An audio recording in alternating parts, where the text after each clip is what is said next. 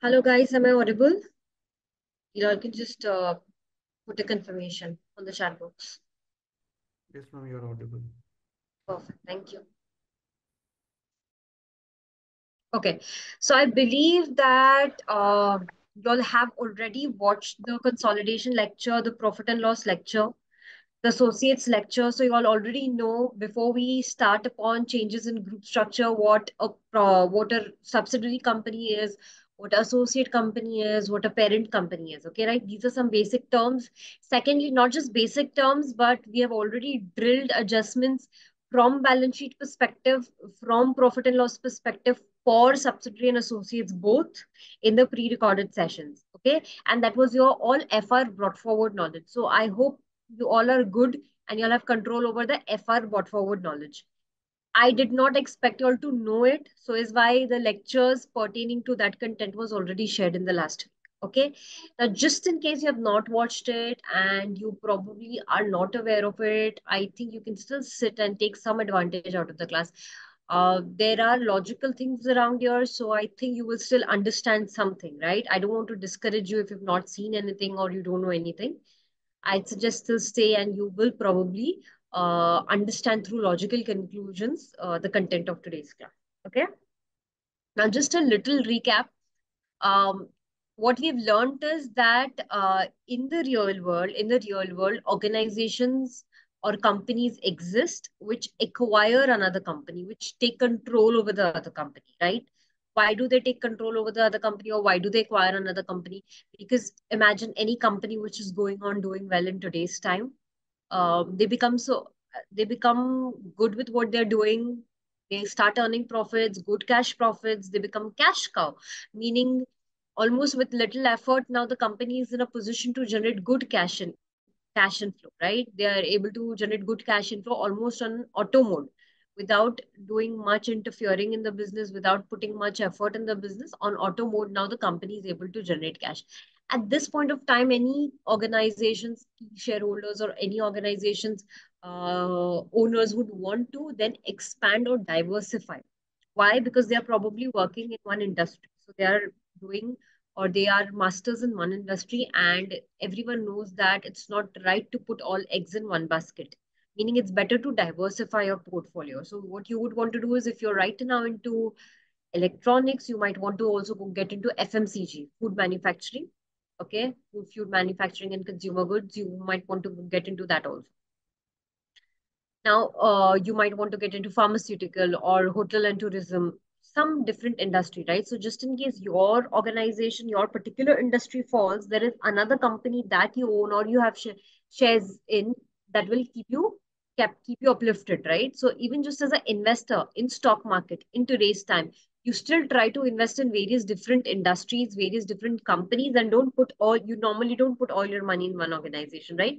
That's also again diversifying. So even that way, organizations, when they become big, when they become cash cow, they would want to diversify their portfolio. So this is how they would do it. Now, how can they do it? They can either start another organization completely from scratch. So I am into pharmaceutical and I'm getting into laptop manufacturing and I'll start everything from scratch, right? From getting the right people, land, everything from scratch. Or I can always just take a existing company which is not very famous. It's just started right now. Some entrepreneurs have started it, but I can see potential in it. I can see potential in it. Good people working around it, good assets combined. So what I can do is I can stop wasting my time around getting the right people, getting the right assets, and I can just acquire existing company in the market. I can just acquire existing company in the market. I can purchase the shares. And for this, I don't have to purchase all the total net assets of the shares. I don't have to do that. I just have to purchase 51% shares or more to get control over that organization. Automatically, if I take 51% shares or more, if I take 51% shares or more, I become the majority shareholder. I become the majority shareholder, and then I have control over the policies of the company, the operational policy, the financial decision making. I will have control if I have 51% shares because the board of directors that will sit in the board meeting will be majority mine. So if I want some act to take place, 51% votes will help me do that. So for that, I just have to purchase 51% share, just a little more than half the value. So this does happen in the real world. You will see acquisitions happening a lot. You will see acquisition happening a lot. Now, if they are happening, how do you account for it? So in FR, that's what you were taught, that if acquisition is taking place, how do you account for it? Okay, you simply merge the balance sheet line by line and present it, and profit and loss statement also line by line, you merge it and you present it. This is what you in essence are doing. But when you're doing this adding of line by line, parent company, one company acquired the other company. So line by line assets of both companies and liabilities of both companies, you're adding and presenting in the consolidated statement. Even same goes for profit and loss. But when you're doing this line by line, there are some adjustments that you have to take care of. That all knowledge was given in FR, which you all have in the form of pre-recorded session, uh, which was the what do you say? The due date was given for you all for this week, which you all were supposed to watch and come, right? So yes, this is one thing. Second, in FR, you did not probably learn that much in detail in FR syllabus. You did not learn that much in detail that what will signify a control. What we normally say is any shareholding more than 51% is what normally we have said, right? But understand that this is not a hard number. When I say shareholding more than 51%, understand that this is not a very hard number. Yeah, what do I mean by it's not a very hard number?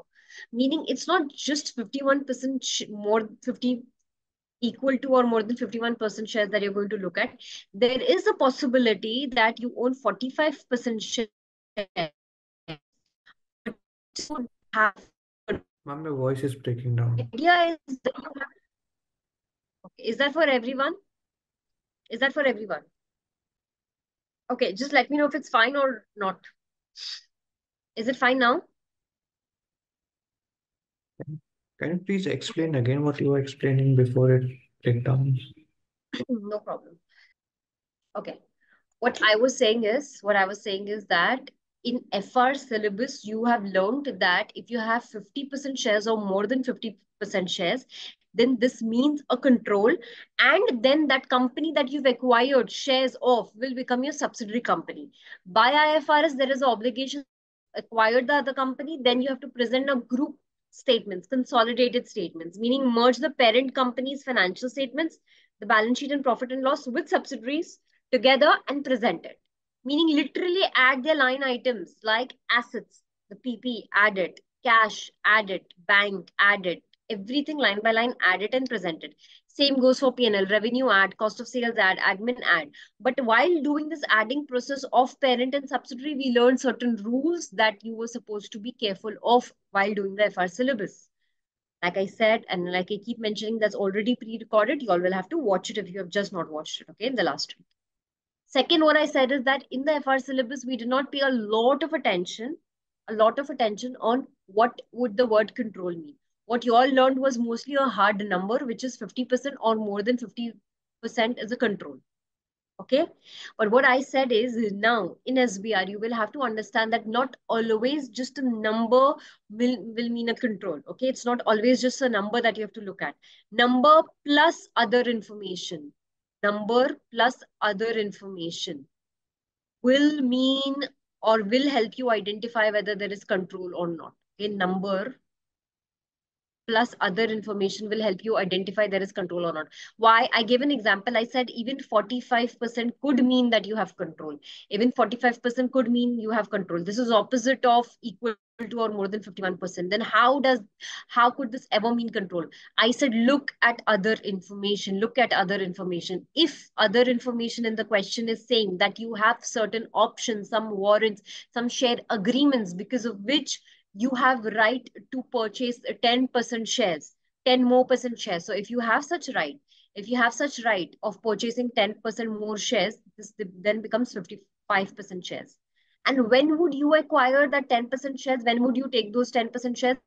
Those acquiring those 10% shares are very favorable to you. Meaning, say, suppose the fair value in the market is going as $15 and you have the right to purchase it at say $3, then this is highly exercisable. There is a high chance you'll exercise it and then you will take control over it. So there is other information present which is suggesting that you have some rights, you have some agreements because of which you can purchase more shares, and it's highly exercisable, meaning there is a high chance you're going to do this, exercise this option. Then yes, not just a 45%. With that other information help, you can identify whether there is a control or not. Okay. Or there'll be some information that the remaining 55%. So you have 45% shares. You have 45% shares, and remaining 55% shares are with say shareholders, but they all are staggered. They all are staggered. No other shareholder is having a indip is a si as is having a sizable chunk of shares, like 0.1%, 0.002%. All are individual small shareholder in the market. So that along, so 45% along with such more information could still signify that you have control. Okay. So in SBR, having control or not is not very clear cut a number that you have to look at. You'll also have to look at other information. Okay. So I'm clear over here. So one is to identify control. To identify control, check on three things. Okay, check on three things. This could come as a theory also. Check on three things: whether you have power over the opposite organization, whether you have power over the opposite organization. Okay, power would mean sizable chunk of shares. Whether you are exposed, or whether you have exposure to profits or variable returns. Okay, exposure to the returns. Returns are what? The profits. So do you have exposure to those returns? Do you have the right over those returns? When will you have rights? Again, towards the returns, again, when you have ownership. Okay, ownership in that company. And A is the ability to use the power. You have the ability to use the power.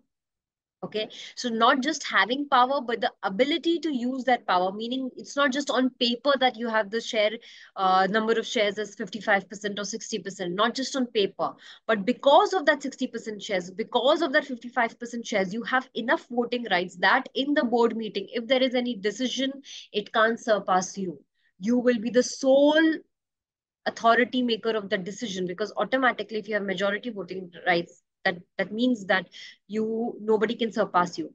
So for example, what will mean that you wouldn't have an ability? Say for example, you have 51% shares.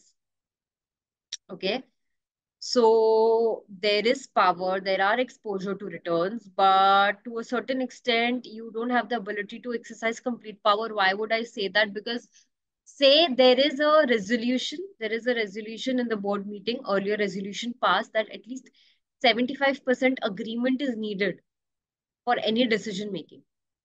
For any decision making, financial decision making, or certain decision making, that decision making is chalked out, but these are important key decision making of the company.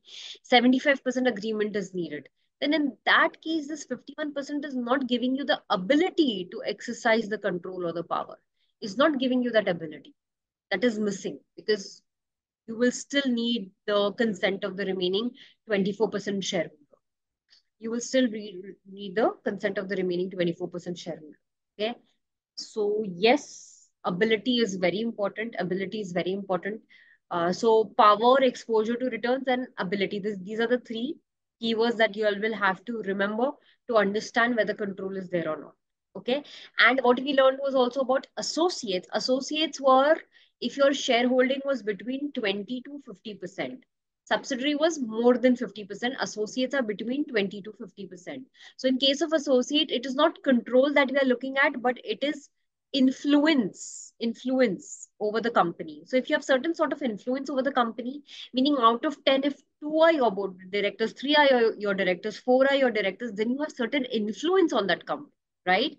So is why you can call the opposite company an associate company. And for associate, you do equity accounting. You don't do the merging of line by line item of parents balance sheet and that associate company's balance sheet. No, you don't do the merging of P&L line items. No, because associate is considered outside the group. He's not considered inside the group. Okay, he's not considered inside the group. So don't account for it by line merging it, as there is no control. But there's another way to account for it called equity. This was just a recap. This was just a recap. In depth, you all will have to watch the lecture to get control, okay, over the topics. Now, all this what I have done right now is some recap and some more information at SBR level that you all should have known, okay? Now, what we are going to drill from exam perspective here in terms of number crunching is a change in group structure. Change in group structure. Is it possible that you have acquired certain number of shares, be it 20, 30, 40, but also during the year that structure is changing, meaning earlier you were a 60% shareholder, but you acquired 10% more, so you become a 70% shareholder. Is this possible? Yeah, now it's working. So is this possible? Yes, it is possible. Various situations in a change in group structure are possible. Okay. So what to do, how to account for those changes in group structures, we will get into that. So what are we going to cover is, one, we are going to cover a step acquisition, meaning we didn't have control over the opposite entity, but by acquiring some more shares, we have certain number of shares. Now we acquired more shares and now we have control. So that's called step acquisition. Okay.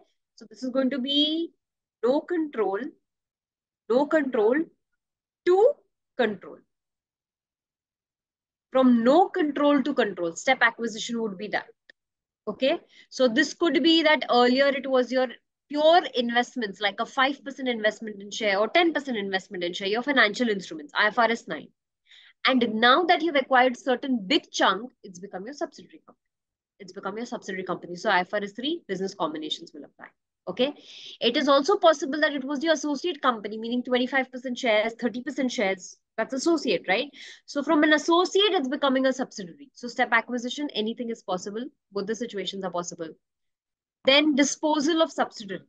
Disposal of subsidiary. What will happen when subsidiary is disposed of? So when you're going to dispose of your subsidiary, either you're going to completely dispose, meaning nothing remains.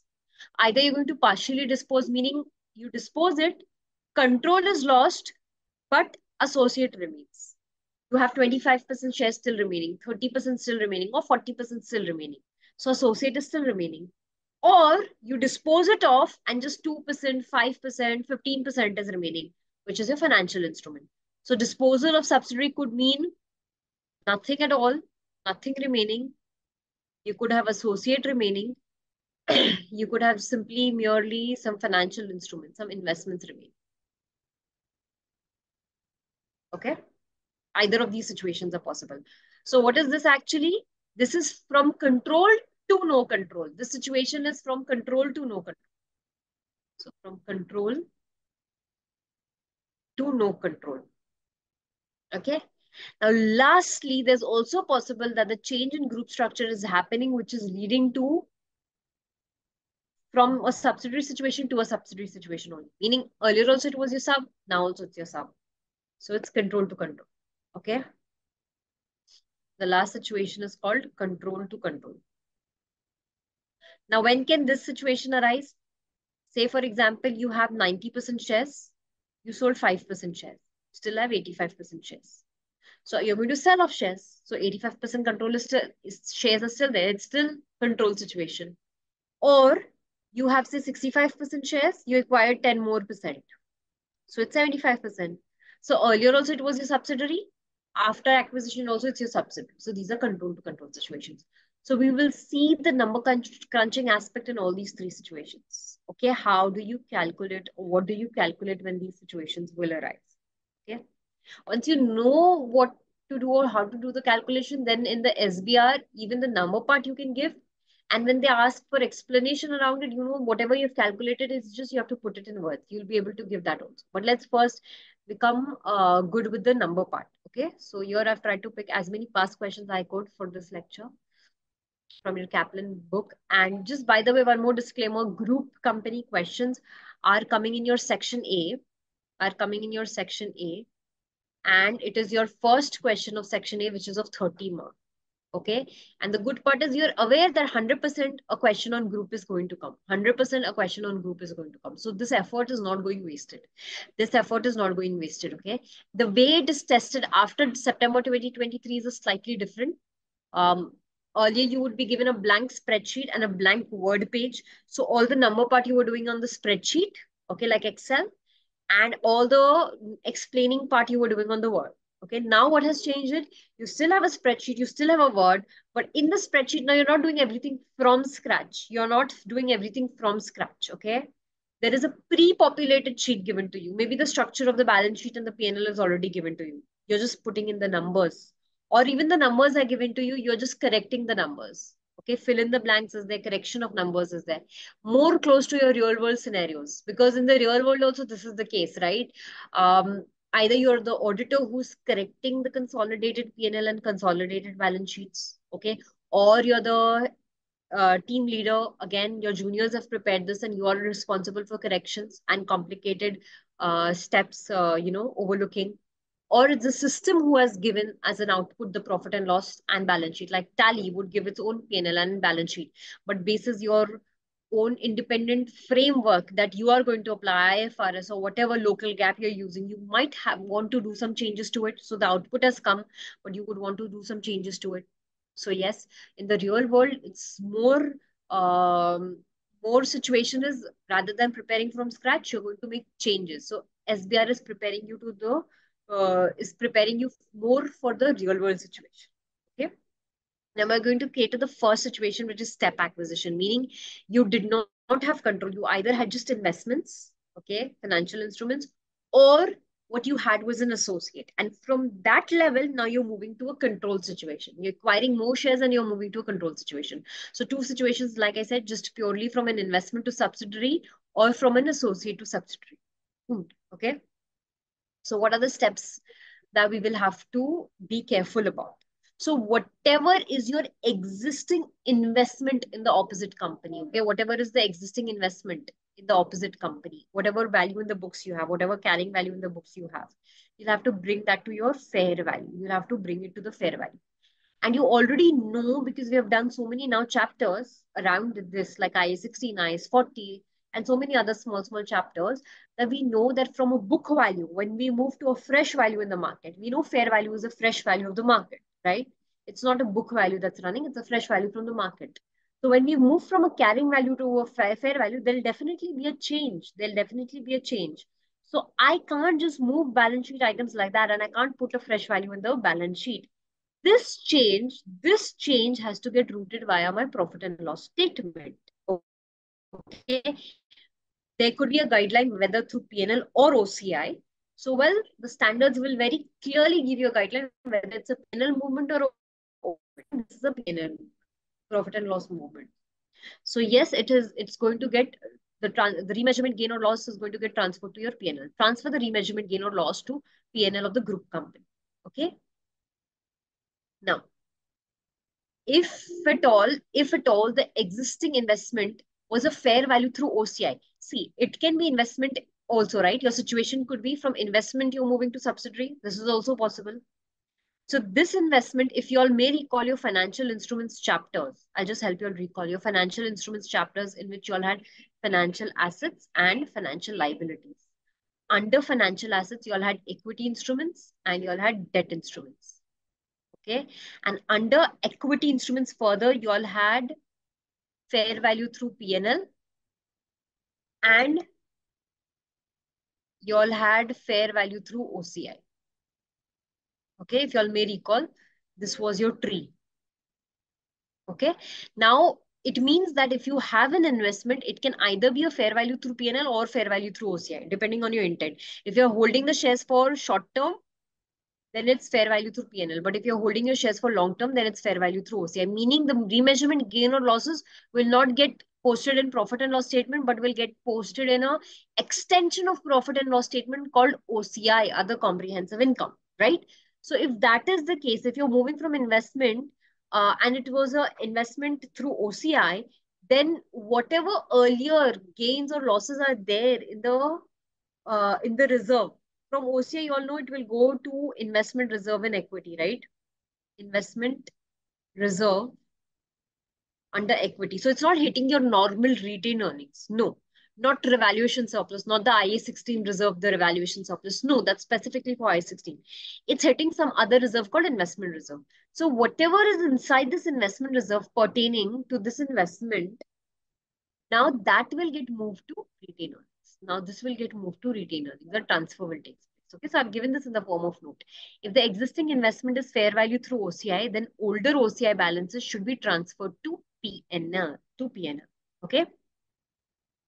And lastly, when you acquire subsidiary company, you know that you'll have to find the goodwill, right?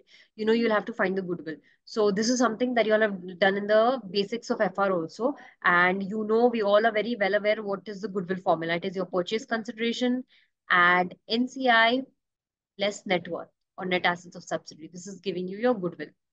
This is giving you a goodwill. So the same base formula is the same that we're applying, but some changes, some more new elements in this formula are going to come up. Okay, some more new elements in the formula is going to come up because you're doing a step acquisition. Some more things that you have to be careful of that I'll show you.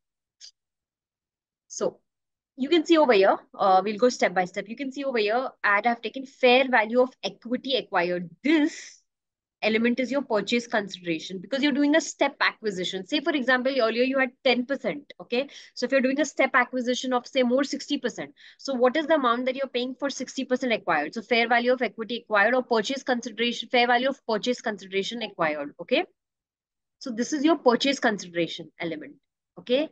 Then you'll know that we would add NCR acquisition. So add NCR acquisition is already done. Okay. Then, you know, we would deduct the net assets away.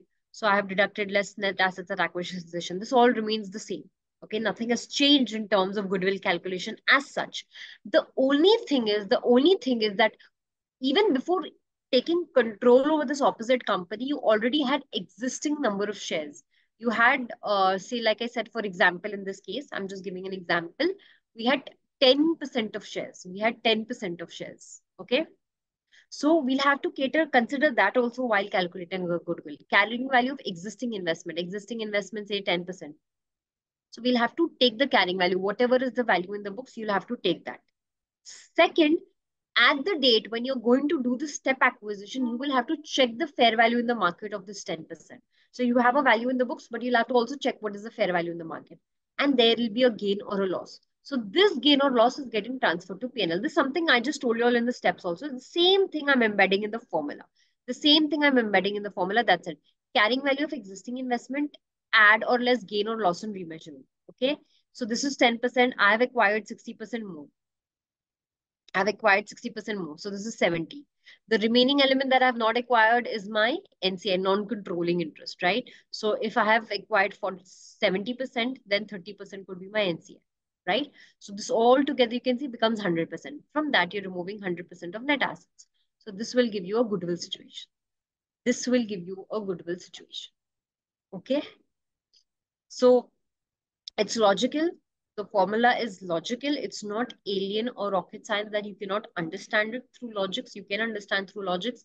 Only from exam perspective, when you will be able to quickly use this, when you have revised this. When I give you your bird eye notes, when I give you the cheat sheets, and when you keep revising this, it's just very short summary. If you see this existing thing, from no control to control itself is just a one-pager thing. That's it. It's not like you're reading 4 to 5 pages for one topic. It's just one page, one topic, right? That's short it is. So it's going to take very little effort to keep revising this on a daily basis or regular interval or for leaving a day's gap or whatever you're setting for yourself. Very less time is going to take to revise, but keep revising. Only then very quickly in the exam you'll be able to solve this, okay? So anyway, let's do the number crunching for this. Just quick revision again, that what you will do is your existing investment you'll bring to fair value. When you bring your existing investment to fair value on step acquisition, there'll be a gain or a loss. That gain or loss has to go to your P&L.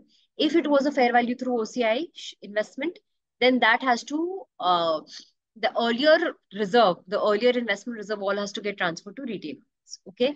Second, you're doing a goodwill calculation. So whatever is the purchase consideration you're paying now to acquire the remaining element, the fair value for that purchase consideration, that plus the NCI acquisition, less the net assets at acquisition. Also, what you have to consider is existing investment. All this put together is going to give you a, okay. So let's do a numerical now. Now, this is a question called JOCAT. I know it looks like a lot of theory to read, but trust me, it's very easy. It's very easy. It's not difficult. Okay. Just don't get intimidated by looking at the paragraphs or the length of the question. No, it's on the easy side. One more thing that I want to say is that these questions that I've taken are from Kaplan. So the Kaplan first section A questions that you see, you have your soft books, right? So you have your PDF. So you can go and check in the PDF in the index. You'll see this question name called JOCAT. Okay, so this is now from your captain kit, the past questions that we're utilizing. Okay, these are almost good 7 to 12 marks chunks that we're cracking right now. Change in group structure. They are good marks. Yeah, they're not small. Out of the 30 marks, they're not small or little content. They're good marks. Like good anything between 7 to 12 to 13 to 14 marks. Also, you can find content in your past questions.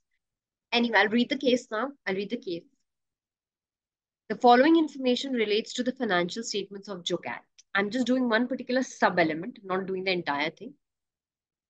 On 1st of December 2021, Jocat acquired 8% of the ordinary shares of Tigrit for 4 million and recorded it as a financial asset at the cost of purchase.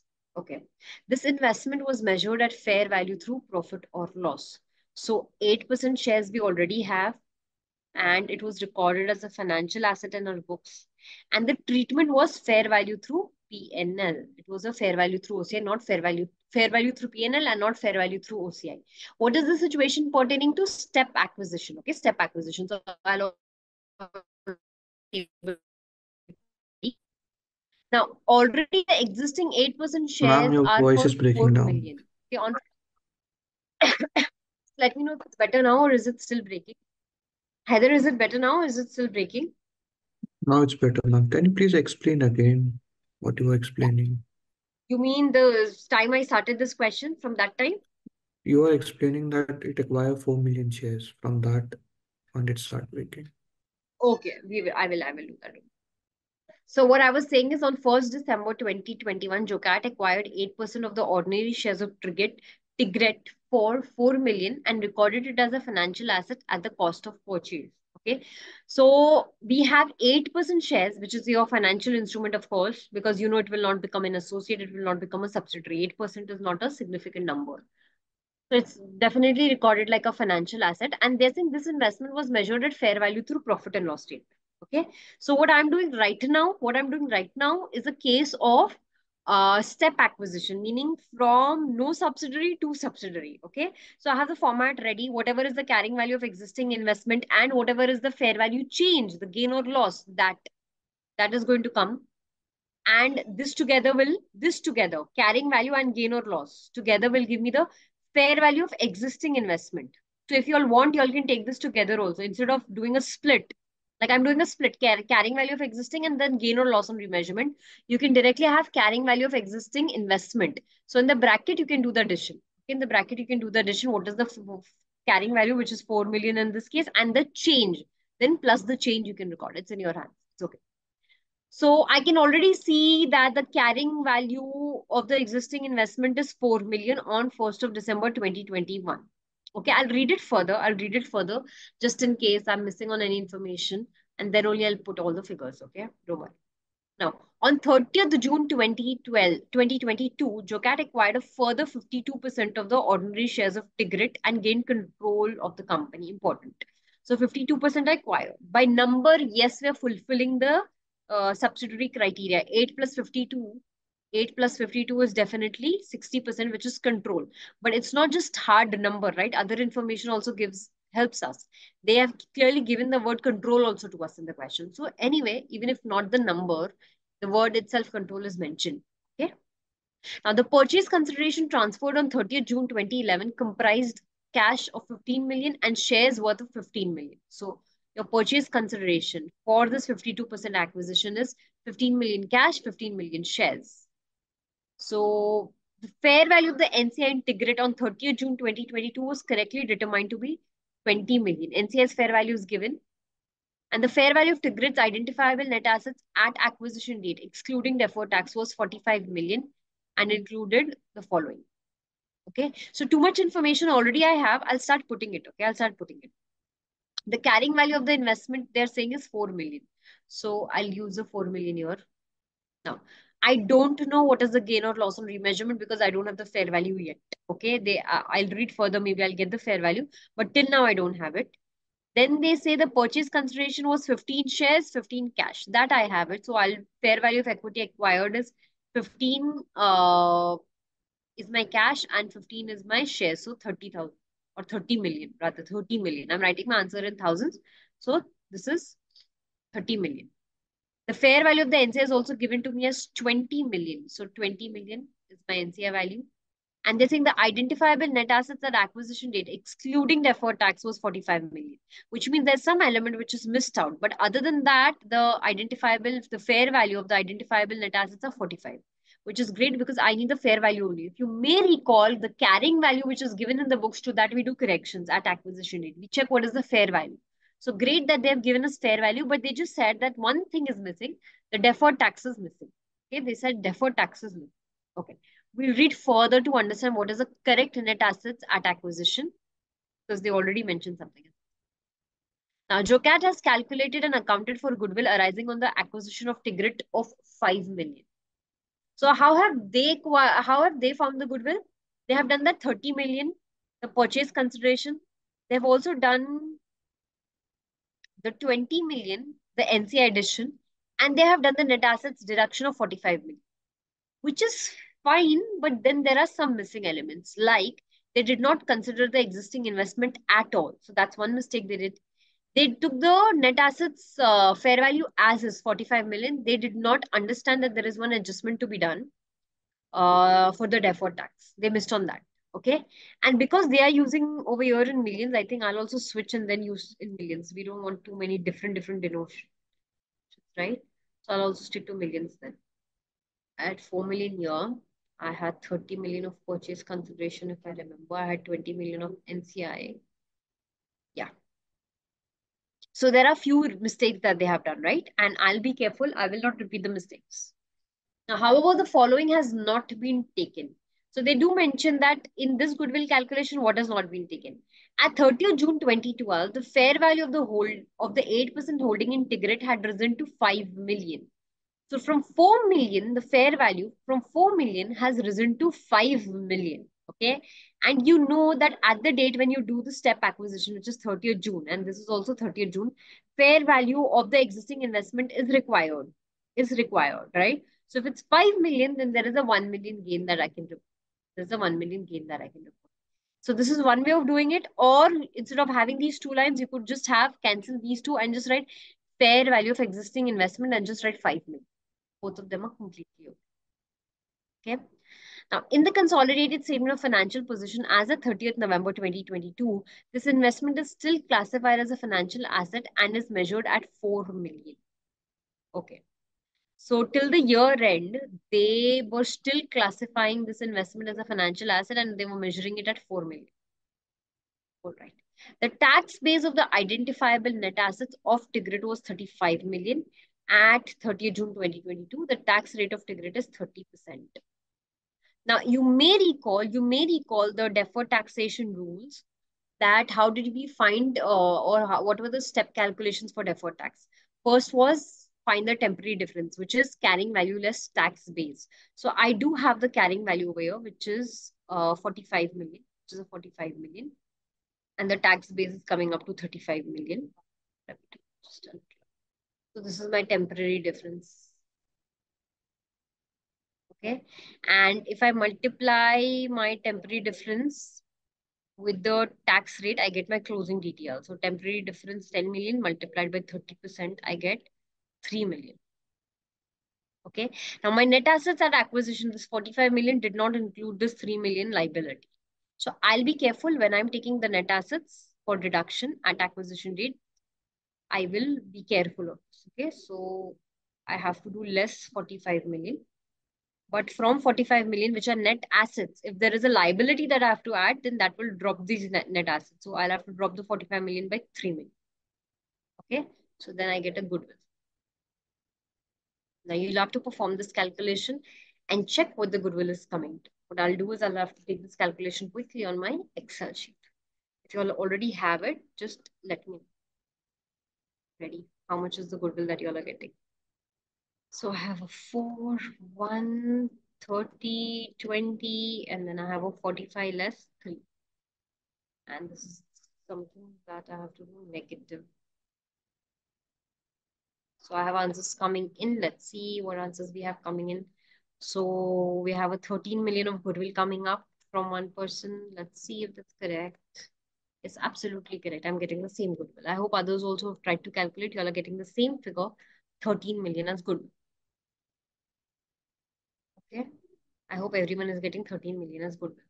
So in fact, questions like these that you just saw right now, I find them more easier compared to what we have done in our FR. So if just this much is the calculation for your good 7 mark or 8 mark, I feel like this is easier. This is much easier compared to what I had to do in my FR. Okay. So if we drill the rules, if we keep revising the rules, then we are good. We have control over our marks.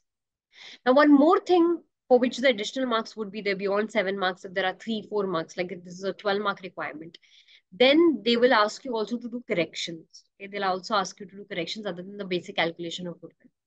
What correction would be required? You can already see that they have done their own goodwill calculation and they have a goodwill of 5 million. They are not getting 13 million. Why are they not getting 13 million? Because they did not consider in their goodwill calculation the existing investment. They did not consider the DTR. So we'll have to pass the correcting adjustment entries for that. So not trade payables, Heather, we'll not increase our trade payables by 3 million. The deferred tax will sit independently as an independent line item in balance sheet. Okay, in our non-current liabilities, it will sit as a closing DTL, deferred tax liability, independent item. Okay, so what are the adjusting entries? Okay, we'll just quickly do the adjusting entries now. Now, they did not de-recognize the financial estate investment. This investment is still classified as financial asset and is measured at 4 million. The existing shares of 4 million are still there while you've acquired so much higher of an amount, 52%, and now you should account for it like a subsidiary. But that 4 million of investment is still there. So you would want to remove it from your book. So credit investment,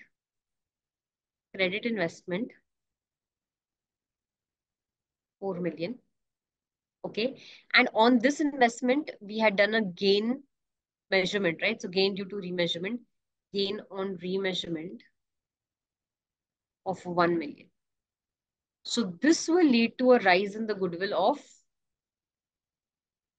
about 5 million. Okay. One more entry that you will need because of your DTL, So you're recognizing a credit DTL, deferred tax liability of 3 million. And because of that also, a goodwill is coming in picture of 3 million. So in total, 5 and 3. In total, 5 and 3 is what you're adding to the old goodwill recognized. To what was your old goodwill recognized? 5 million, right? So 5 and 5 plus 3, that makes it a total of 13 million. So this is what is the position that you can see right now. But in adjusting entry, how much will go? Only the differential impacts will go in the adjusting entries. Okay. So I hope everyone has understood this. I hope everyone has understood this. This is your actual past question called JOCAT. Okay, just take a minute or two. Make a note of this. And then we move to the next question. Okay, I'm going to move ahead now. If you all have a 3 million, not okay, 35 million, you asked 35 million. Okay, yes, we have used Sorry, the 35 million on the deferred tax, because you're saying 45 million less 35. Yeah, I understood what you're asking. Just 1 second, show you. Okay. So, yeah, can you see the last bullet point? The tax base of identifiable net assets. Let's just use a pointer. Yeah, the tax base of the identifiable net assets of Tigrit was 35 million. So we have the tax base given to us in the question. I hope this is clear now. Yeah, that's clear. Thank you. Welcome. Okay, so I'm going to move ahead. If you all still want me to wait, let me know. Just put comment in the chat box and I'll wait. Else I'm going to move. Okay, I'm going to move then. So another question, again, your past question from Kaplan Kit, you can check in your index. Joey question does exist, right? Good, again, good number of marks. Okay. Same thing, we're doing a goodwill calculation for the second time. On 1st December 2021, Joey acquired 30% of the ordinary shares of Maggi for a cash consideration of 600 million. Okay, so Earlier, for the first time, for the 30%, of the assets, you've paid a cash worth of 600 million. Okay. Joey treated Maggi as an associate and has equity accounted for Maggi up to 1st December 2030. Joey's investment in Maggi as at 1st December 2013, 2023. Yeah, because I'm considering this one as 2021, right? So 2023. So Joey's investment in Maggi as at 1st December 2023 is still included in the draft consolidated statement of financial position. Okay. At 1st December 2023, the fair value of the 30% equity interest in Maggi held by Joey was 705 million. Y'all know the first step that you have to do is the existing investment has to be brought to fair value. You have to bring it to fair value. You have to bring it to fair value. Okay. So yes, when you're trying to bring it to fair value, you can already see that there is a 105 million gain. Okay. So this together will become 705. 600 plus 105 together will become a 705. Now, on 1st December 2023, Joey acquired a further 40% of the ordinary shares of Maggi for a cash consideration of 975 million and gained control of the company. So it's not just the number, but there's also a word present which is telling me control was gained. Okay. Fair value of the equity acquired. How much of the equity you have acquired? 40%. So definitely 40 plus 30 makes it 70%, which is a control situation. So fair value of the equity acquired is 975. Okay, 975. Now, at 1st December 2013, the fair value of Maggi's identifiable net assets was 2,250 million. So the net assets at the acquisition date are 2,250 million. The fair value, okay? Good, because I'm interested in fair value. Like I said, carrying value could be given, but you will have to take fair value to reflect the right amount. Now, there could be a possibility that this fair value requires still adjustments because normally that's how SBRS style questions are. The fair value will normally require adjustments. Okay. The fair value of the NCI was assessed as 620 million. So at this day, the fair value of NCI is 620 million. A gain on bargain purchase of 655 million has been recorded in profit and loss. What I'll do is I will record these fair value. If there is a change, it's okay. I always have a eraser. I can clean it, right? But I'll fill it at least. A gain on bargain purchase of 655 million has been recorded in profit or loss. So you can see that they have already tried to find goodwill their way and they are getting a negative goodwill. Okay. How are they getting a negative goodwill? They're just considering the purchase consideration that they've paid to for acquiring the 40% shares. Just the 40% that they've acquired right now, they're just taking the purchase consideration for that. What are they adding to it? They're definitely adding the NCI and then they're doing less net assets. So what they are getting is a 655 negative goodwill. This is a negative goodwill. Bargain purchase means negative goodwill. As a concept, what it means, I'll just tell you. Don't worry, just hold. See, what is goodwill as a concept? Goodwill as a concept is whatever you're paying over and above the net worth of the company, the extra that you want to pay over the company. The company is worth, say, 10 million, and you're saying, you know what, if I strip off all the assets of this company and I try to pay off the liabilities, then what remains in this organization is still 10 million. So the net worth is 10 million. But for this 10 million worth of assets, I am ready to pay 12 million. So that extra that you pay is goodwill. Okay, so for that subsidiary company, that extra is the asset. But say, for example, if you strip off all the assets and you pay the liabilities, and if what remains is 10 million, but the opposite party to purchase this is saying, you know what, we are not going to pay 10 million. We'll just pay, say, 6 million. So you're paying a lesser amount for something which is worth more. So for you, it's like a bargain purchase. It's like a profit element. For the company which is buying it, for them, it's like a gain element. That something which is worth more, they're getting it at a lesser price. Okay. So anyway, negative goodwill is like that. It's like a profit element or a gain element. You can see different words are being used here. Gain, or they've used bargain purchase. I also negative goodwill. So these all means same thing, that you're paying a lesser amount compared to what is the worth of the company. So anyway, they use this formula and they got a bargain purchase situation, but they missed on few elements. Not at all. They did not consider the existing investment at all. They have not considered the existing investment at all. Okay. And maybe there are adjustments to net assets, which also they have not considered. They have taken as is 2250. We'll read the last paragraph to understand if there are adjustments to the 2250 or not. Okay. And then we'll assess the correct goodwill. Additionally, buildings with a carrying amount of 200 million had been included in the fair value valuation of Margi at 1st December 2023. Meaning the buildings had a carrying amount of 200, which is included on 1st December 2023 in the valuation. In this 2250, the 200 is there. Okay. No, negative goodwill will not be deferred, Elliot. You will recognize it immediately in the group retained earnings. GRE, the group retained earnings, the group reserves. Retained earning is a profit reserve. Year by year, you're collecting your profits there, right? So from a group perspective, it's called group retained earning. So this negative goodwill goes inside the retained earning as a gain item, The moment you acquire it, you have paid lesser price to acquire a expensive company, you're recording that gain. You're not deferring the recording of this gain. Defer means delaying anything. So you're not deferring this. Okay. Now,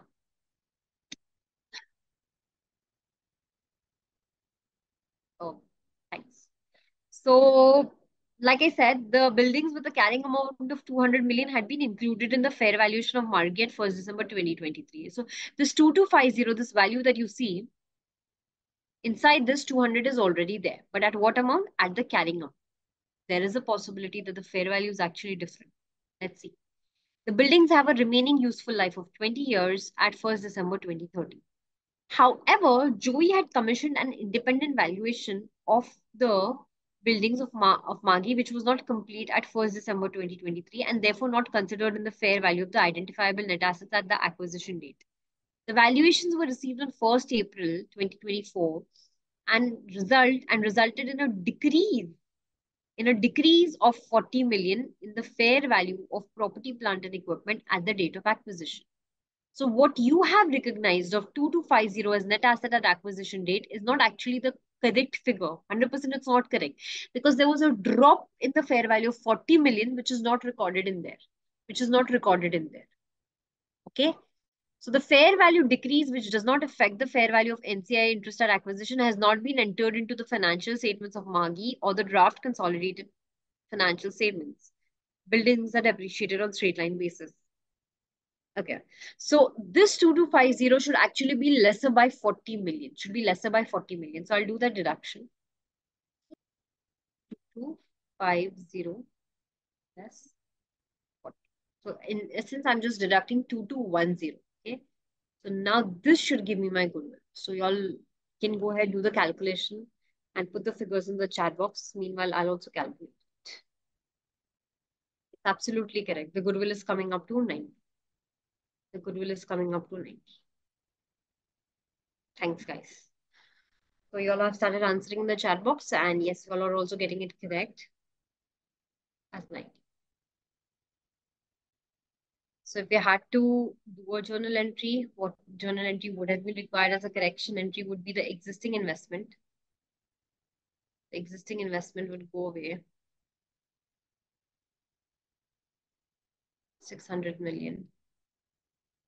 Gain of 105 million would go away. Not go away, rather this is recognized. Sorry, at this date it's recognized.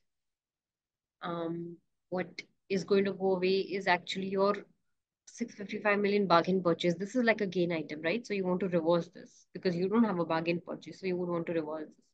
So your bargain purchase you're reversing.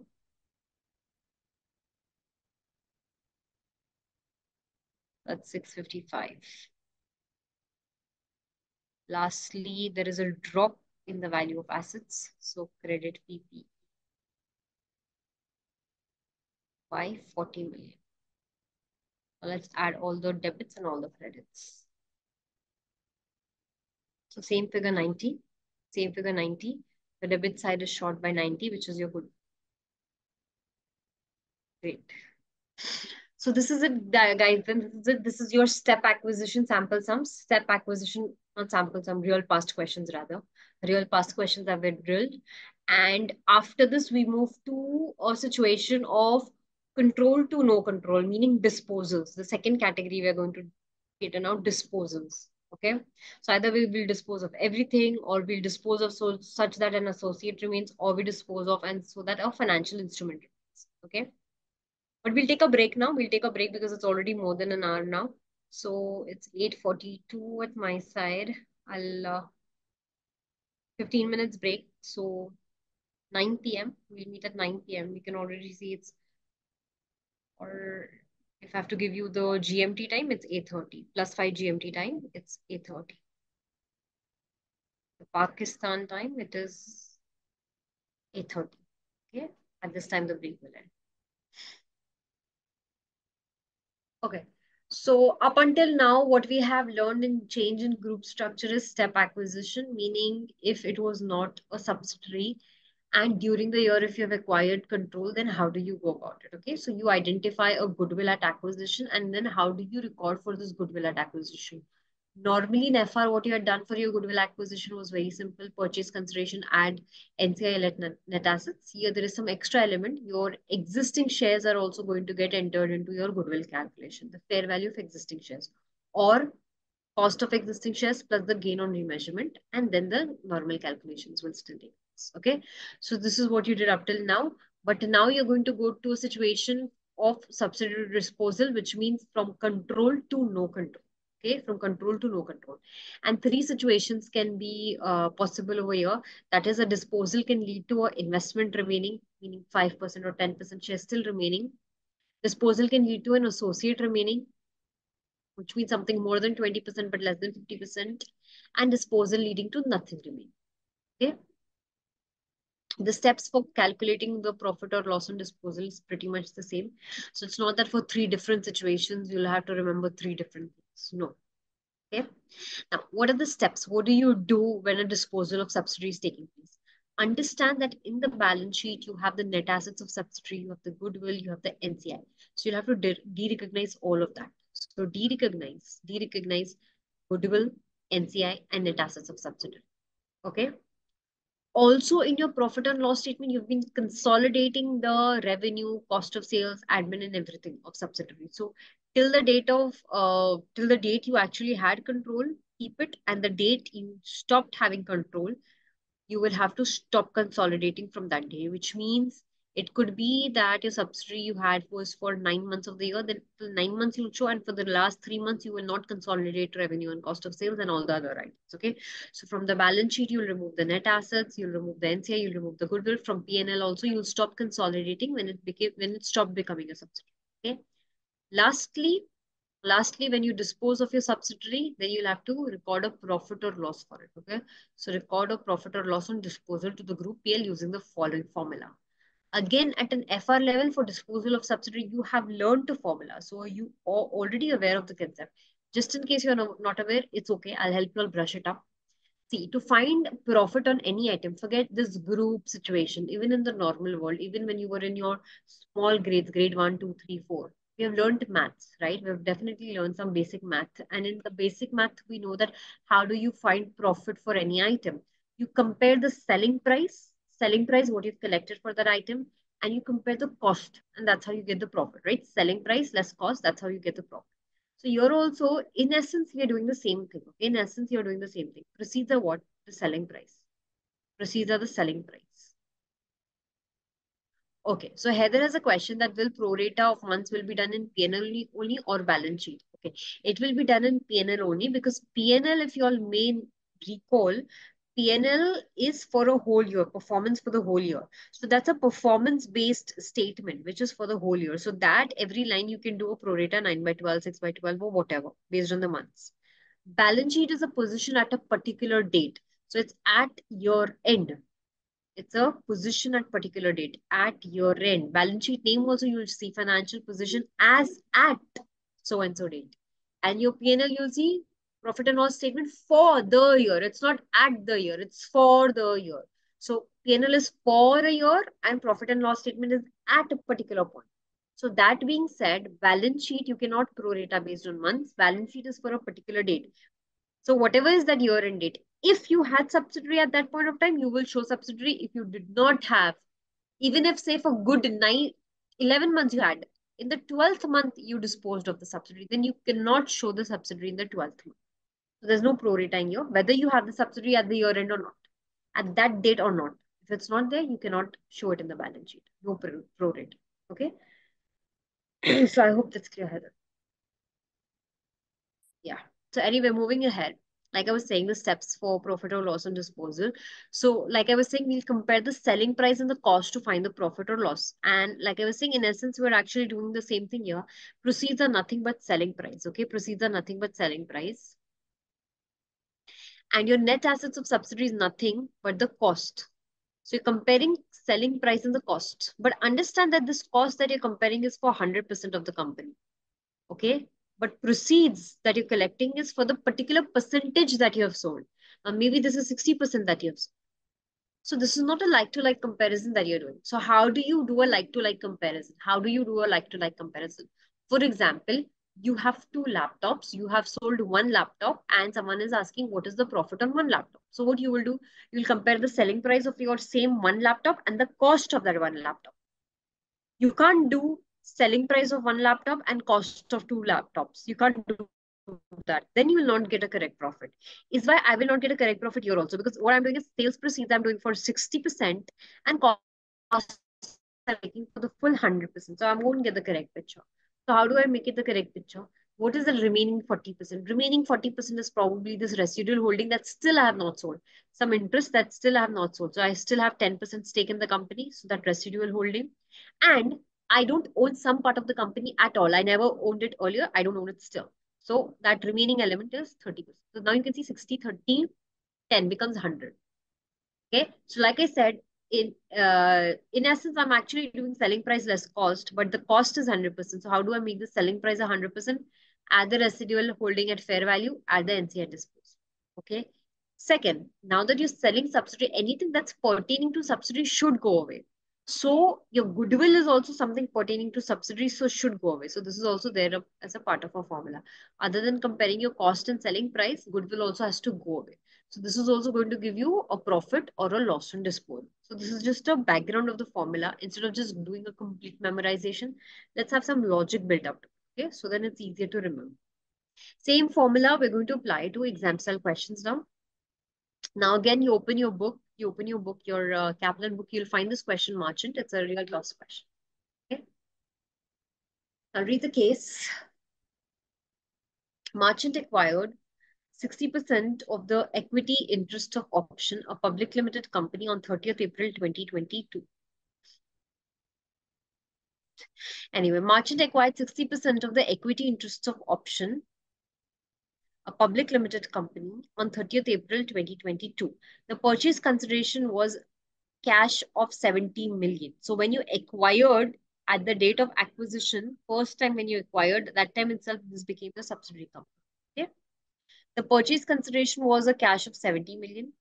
Options identifiable net assets were fair valued at 86 million and NCI had a fair value of 28 million at that date. So you have all the ingredients to find goodwill at acquisition date, if you may see. You have your purchase consideration, add NCI, the non-controlling interest, less the net assets at acquisition. You have all the ingredients to find your goodwill at acquisition. It's just you will have to cook it to find goodwill. So you'll have to put this together to find your goodwill. Or rather, I've already done so. I forgot to erase this. So you can see 70 plus the 28, which is your NCI at fair value, 28 million, less 86, which is the net worth, 86. Okay. So when you identify that goodwill, all the ingredients are ready-made given to you, I suggest let's not waste time and quickly at the same time put it for your goodwill formula. If there is any impairment, no problem. Later on when I read the question and if I find an impairment, it's okay. In the same formula, I can pass the impact for impairment also, right? I'll just put a deduction and the impairment will come in picture. But at the same time, I suggest that put the goodwill formula in place, okay? Now, on 1st November 2023, Marchant disposed of a 40% equity interest in Option for a consideration of 50 million. So what was disposed of is out of 60%, 60% is what we've acquired. Out of 60%, 40% has been disposed of. So what remains is 20%. So from a control, we have gone to no control. So yes, this is a situation where we will find profit on disposal only. It's okay. Now, the 50 million that you have received as a consideration is for disposing. Wait, 1 second. Okay. Now, further dispose 40%. Yeah. So you have disposed of 40% for 50 million. Options identifiable net assets were 90 million and the value of NCI was 34 million at the date of disposal. So I have my NCI at 34 million. The net assets are at 90 million. There could be adjustments to net assets. Sometimes there is. Any increase in net assets since acquisition has been reported in profit and loss, and the carrying amount of investment and option had not changed since acquisition. Goodwill had been impaired, tested, and no impairment was required. No entry has been made in financial statements of margin for this transaction other than for cash received. Okay. Now, what is your residual holding? Yeah, I have missed to read this line. That's what I was wondering. How come this information is still missing? This line I missed on reading. The remaining equity interest was fair valued at 40 million. So I have the residual holding valuation as well. The sum couldn't get more easier. I don't think it could get more easier. You have all the necessary figures to find what is the profit on disposal. Goodwill, you'll just do a calculation, you all will get your goodwill. So what is the goodwill? Put it in the chat page. And what is the profit on disposal? Put it in the chat page. Why is giving 46 million? What is 46 million? Is it the profit figure or the goodwill figure? Okay, goodwill is coming up to 12 million. Okay, so we have 12 million goodwill. So this gives us a 22 million worth of profit on disposal. Okay. So make a note. I'm giving you all a minute or two and then we proceed. So there are some more questions other than the past questions that I'm drilling today. There are some more questions that I have taken for practice, and those are there in your pre-recorded sessions already uploaded. If you go to your portal, already there are, I think, about 3 more past questions on such group situations which are uploaded. You can watch that also for further practice. Okay, accounting treatment was not asked in this specific question, but let me see if there's enough information where I can pass the accounting treatment.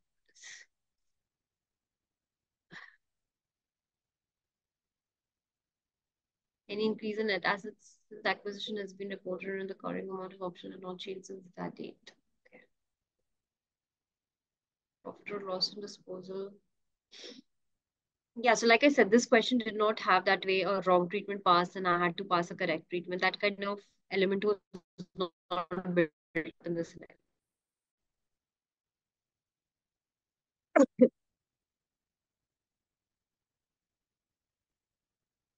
Okay, I'm going to move ahead. If you all want me to wait, you all will let me know, else I'll move, okay? Great. So I think we are good and I'll move.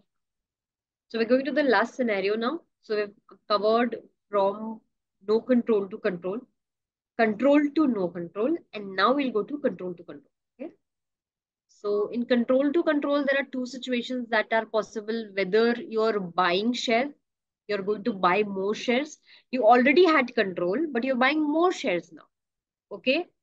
So if you're going to buy more shares, what is that buying of more shares as a situation going to lead to? When you're going to buy more shares, your cash is going to go out. You're going to spend money. Okay? If you buy shares, your cash is going to go out. Okay? And if you're going to buy more shares, understand that in your balance sheet, you have an NCI. You have an NCI. That will go down. That will decrease. That will decrease. So what are the 2 things that are compared over here? The cash that is going out and the NCI that is going down as a result. Okay, these 2 things are compared. These 2 things are compared. And this movement is recorded as a change in equity. Change in equity. Remember that this movement, you cannot record it like a gain or a loss in profit and loss statement. Okay, it's not rooted via P&L because this is a game between the parent and the NCI. It's within the group. This game is within the group, is why they're saying that it should not be reported like a profit and loss in the P&L, and directly these changes should get reported in the equity. In the balance sheet, you all know there is equity. Profits eventually go there. So from your P&L, it goes there. Here they're saying don't take it through P&L. No profit or loss will go in your P&L. Directly the change will reflect in your equity. Okay, so it's not via, it's straight away in equity. Okay, and what are the two things that you're comparing? If you're buying shares, what is the cash you're spending, cash out, and what is the liability that is going down against it? Okay, what is the liability that is going down against it? So if the liability that is going down, say for example, is 600, and the cash that you're paying is 700, then there is a change of 100. This is a positive change in equity. It's like a gain, I say, okay? It's like a gain. It's a positive change in equity. It's a positive change in equity. But say NCI is more, but say, no, I'm so sorry. I'm so sorry. I said exactly the opposite. See, the liability that is going down is 600, but for that liability to go away, I'm paying extra. I'm paying 700. I am paying extra 100. So it's a negative change for me in the equity. It's a negative change for me in the equity. But say, for example, my liability that is going out is 1,000, and I'm just paying, say, suppose, 800 for this. So I'm paying a lower amount for a higher liability that is going away from my books. I'm paying a lower amount for a higher amount of liability that is going away from my books. So this is called a positive change. So negative change, positive change. This is how it's going to get reported in the equity. Okay. In the other components of equity, OCE, other components of equity. Okay. Understand that in control to control situations, what are we going to do, guys? We already have an existing subsidiary by all means. We have an existing subsidiary by all means. Either we are buying more shares, or we are selling shares. Okay. But whatever we are doing, either we buy shares or we sell shares. The scene is, even earlier we were subsidiary, and now even earlier the situation with the opposite company was that we had control and it was a subsidiary. And after this event of buying and selling also, it's a subsidiary. When is that possible? It's possible. Very simple. If you have 90% shares and if you're just selling 10%, 80%, it's still subsidiary. Or you have 95% shares and you're acquiring 2% more shares. It's a 97% shares. It's still a subsidiary. It was earlier subsidiary. It's now subsidiary. So whether acquisition of more shares or selling of more shares, this is a situation where earlier also it was a sub and now also it's a sub. Okay, so what do you do in such cases?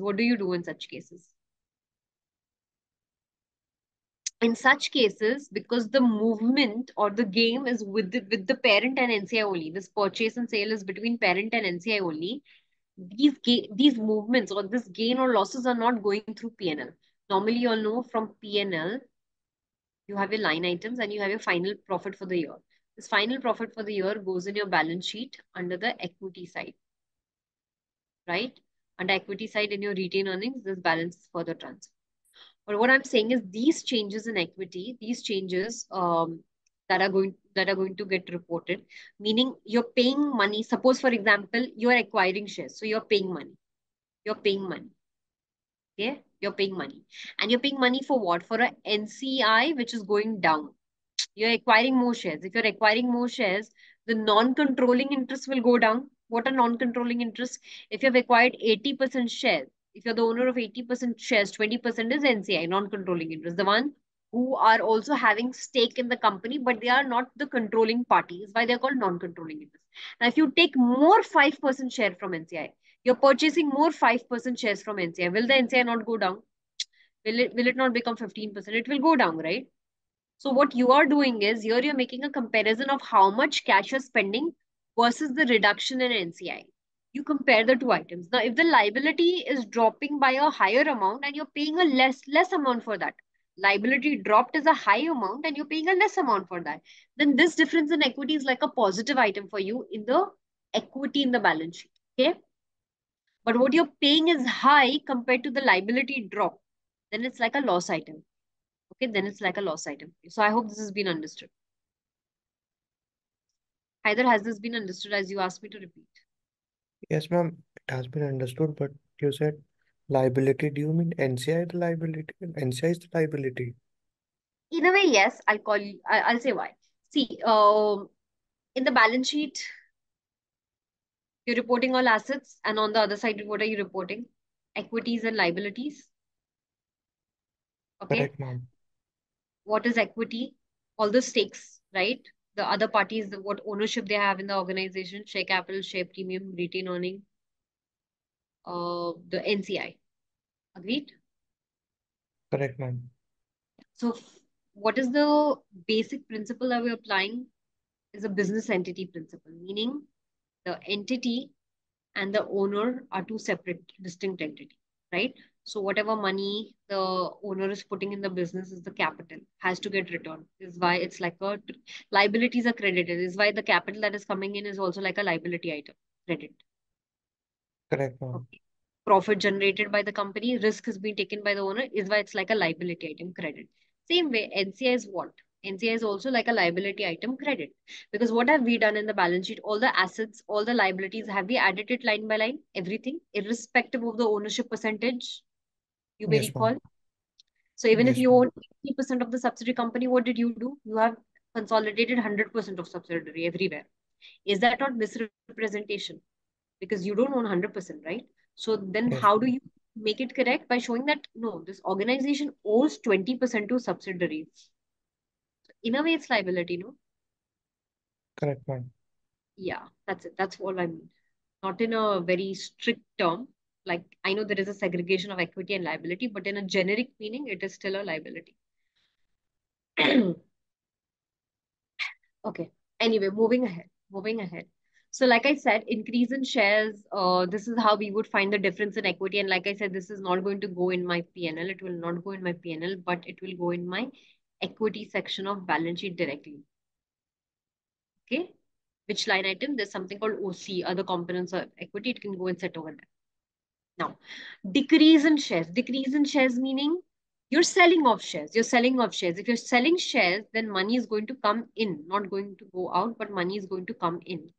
And money is going to come in, but the non-controlling interest will also increase. Because if you're selling shares, say if you had 80% shares and you sold shares 10%, so now how much shares you have? 70% shares, which means in this case, if you had NCI of 20%, now your NCI is a 30%.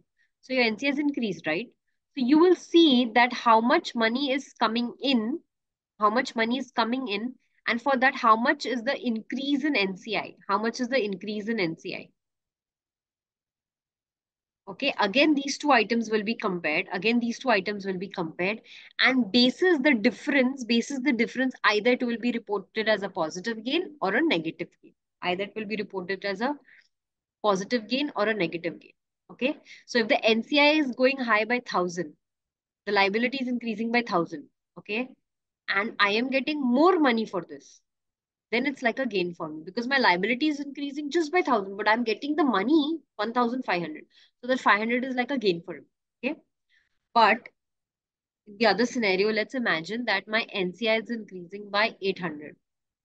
And the money that I'm getting for this is 600. My liability is increasing more, but the money that I'm getting against this is less. Then this is like a negative item for me in the equity. Okay. A negative item for me, like a loss in equity.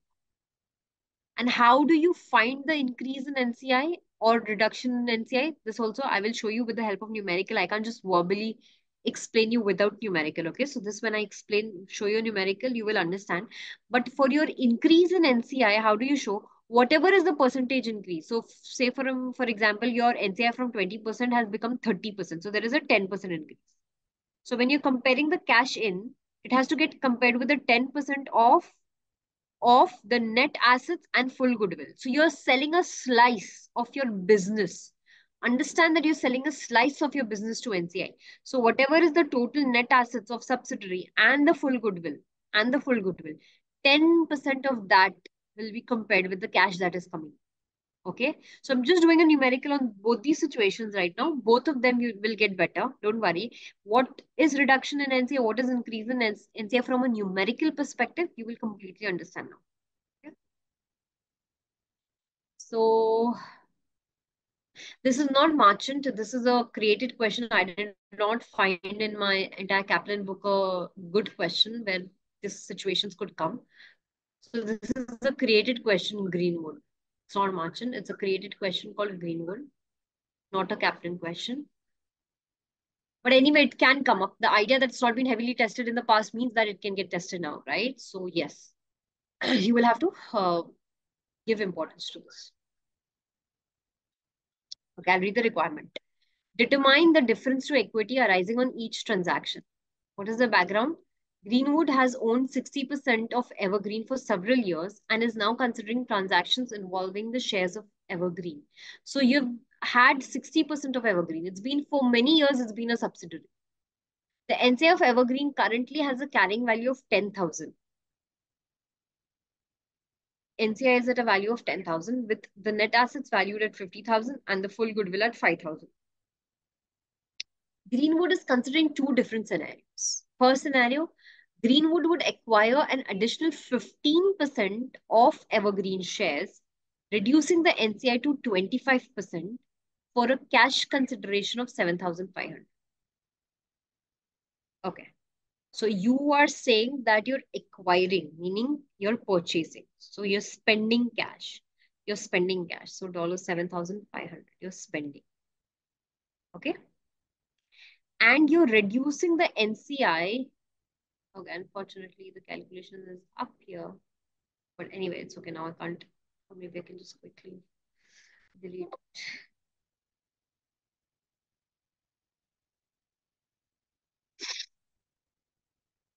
So that you all will understand when I'm explaining.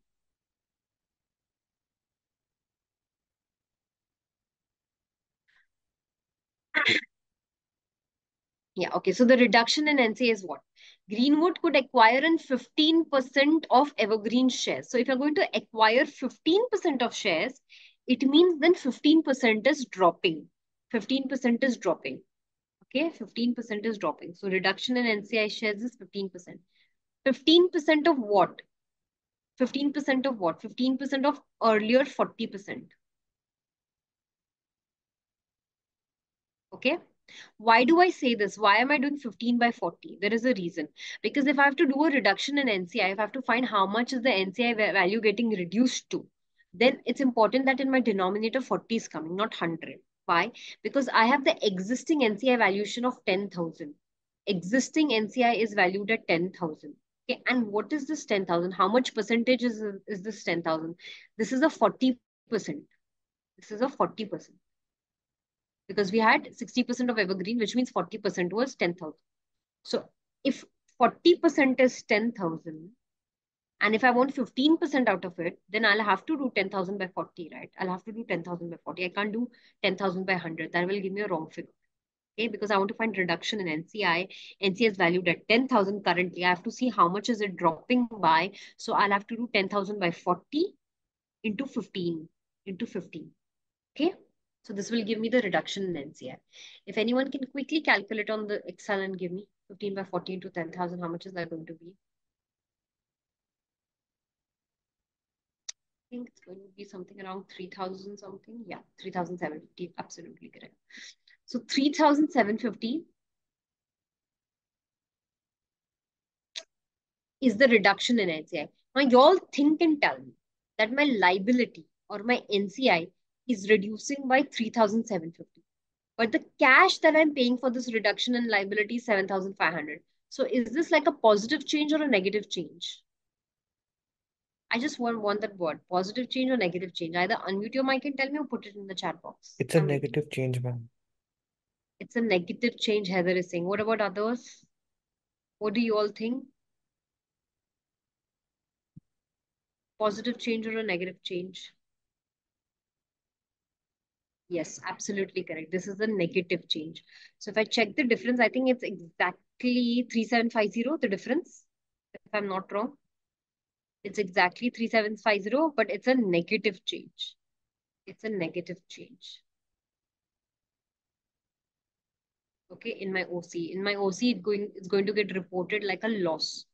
In my balance sheet, it's going to get reported like a loss. Okay.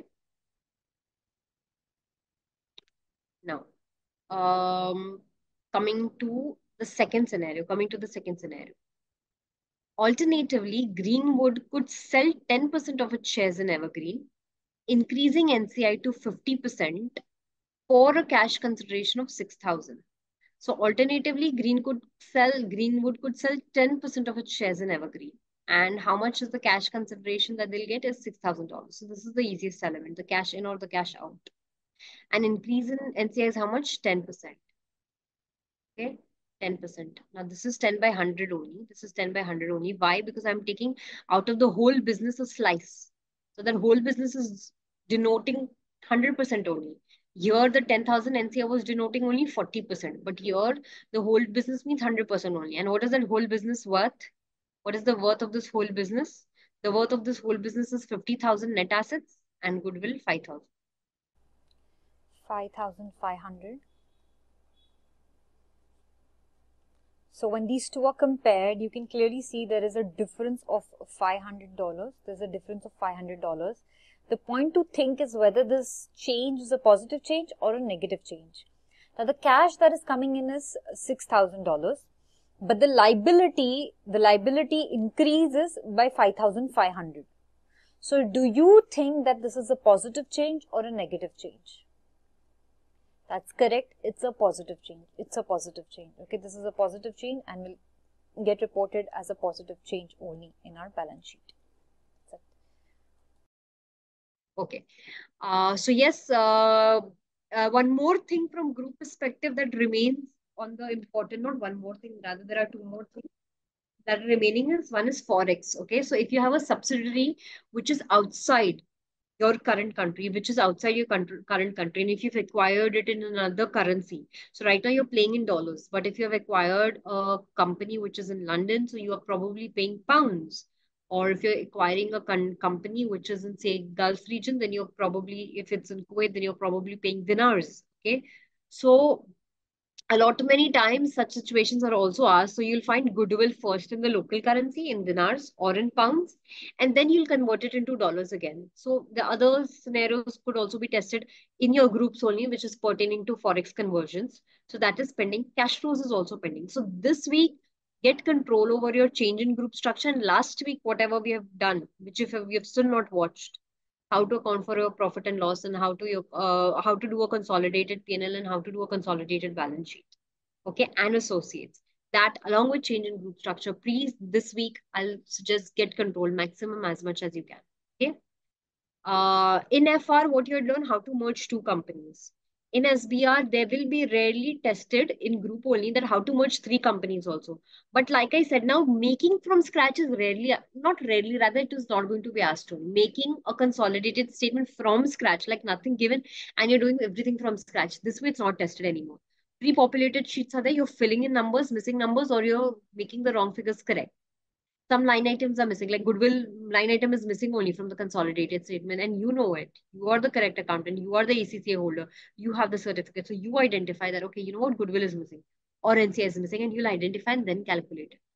Okay. But to do this also, you need to have a practice of making consolidated financial statements from scratch. If you don't have that practice, then you can't do the missing elements.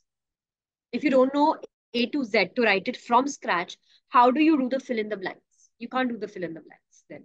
So it's important that what questions I've done in the last week in the pre-recorded sessions, at least drill that. And then sooner we are going to also move to merging of three companies. It's on the same line. It's exactly the same. It's not that you need my help now. If you're doing the FR syllabus of last week, you won't need my help. But still, I will take this together also in a live session. Mostly, I would take this in our the revision session. I would want to take it there, or maybe I'll take an extra class and probably I'll take it there. Anyway, there are more classes on groups itself. We have to do Forex and we have to do cash flows. Whenever time permits, I would want to do one more question, full length with you. Okay. Okay, we have a comment in the chat box. Okay, so Raj has a question. For control to control questions, can you please explain why 100% NCA in second scenario was taken? So I'll just come to the last bit, Raj. Yeah. Okay. Raj, what I was saying is here when we're doing a reduction in non-controlling interest. So we're trying to see how much, by what worth the NCI is reducing. So for me, the question when NCI was given, I'll have to explain both, huh? Otherwise I can't explain you the second one without explaining the first one. So for me, the NCI value that is given in the question is 10,000, but for what 10,000? 40%. The 10,000 is worth 40%. Okay. So if I want to remove 15% out of it, if I want to remove a 15% out of 100%, this 10,000 is not 100%, it's just 40%. So I can do 15 by 40 then. I can do 15 by 40. I can't do 15 by 100. Okay. But when I'm doing an increase in NCI, non-controlling interest, so I want to find by how much that liability is increasing, by how much that non-controlling interest is increasing. How will I find that? How is NCI measured? NCI is measured proportion of net asset method or fair value method. Okay. So in proportion of net asset method, you take a chunk of net assets. Whatever is the net worth of subsidiary company, that is your NCI. But if you're taking fair value method, then you check what is the fair value of those net assets in the market. Now, here, what method is being used? Fair value of NCI. Fair value method. So whatever is the chunk of the business, the whole net assets, the cost, that's 50,000. It's given in the question, 50,000. Okay. But anyway, so this 50,000 is 100% of the organization plus full goodwill because it's at fair value. So I'm taking the remaining goodwill also. And I'm selling a slice to NCI. What is a slice? 10%. But why I took in the denominator 100%? Because this element in the bracket is denoting 100% of the company is why I'm taking in the denominator 100. Why I took 40 above was because the 10,000 NCI was denoting 40% NCI. That's why. Great. Thank you, Raj. Okay. So that's it, guys. We end the class. We have a class tomorrow as well, right? Yes, Sunday. This week is not a holiday, unlike last week. Last week, Sunday, I had kept a holiday. This week, you don't have a holiday. So tomorrow only, mostly we're jumping to our forex situations. Okay. So by tomorrow, revise this slide as much as you can, I would suggest. Okay. Revise these questions, revise this slide as much as you can by tomorrow. Thank you, everyone. Thank you. Come on.